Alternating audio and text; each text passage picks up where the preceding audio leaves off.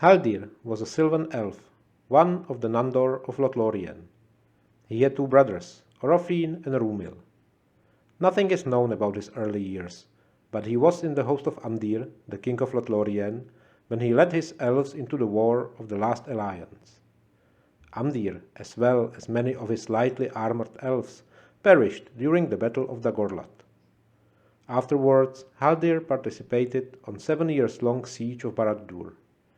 He had enough time to learn Westron, which was commonly used in this multinational army. When Sauron was finally destroyed, the elves of Lorien, now led by Amdir's son Amroth, returned home. The time of peace followed, and Haldir traveled and scouted the lands between Misty Mountains and Mirkwood. When the necromancer established his rule in Dol Guldur, and the dwarves were expelled from Moria, elves of Lorien, after Amroth's disappearance, ruled by Celeborn with his wife Galadriel, had to guard their borders once again. The power of the White Lady protected Lorien, but the guards on borders, living on flats, which were platforms built in the trees, were essential. After many watchful years, the time of the War of the Ring came.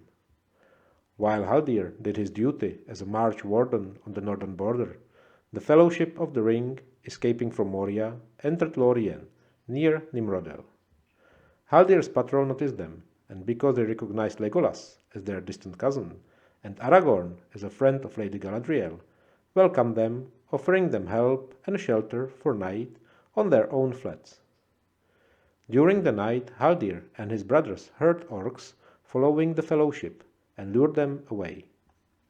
On his way back, Haldir saw Gollum climbing the tree where Frodo was sleeping. In the morning, Haldir blindfolded his guests and led them over Silverlode to meet his king and queen in Caras Galadon.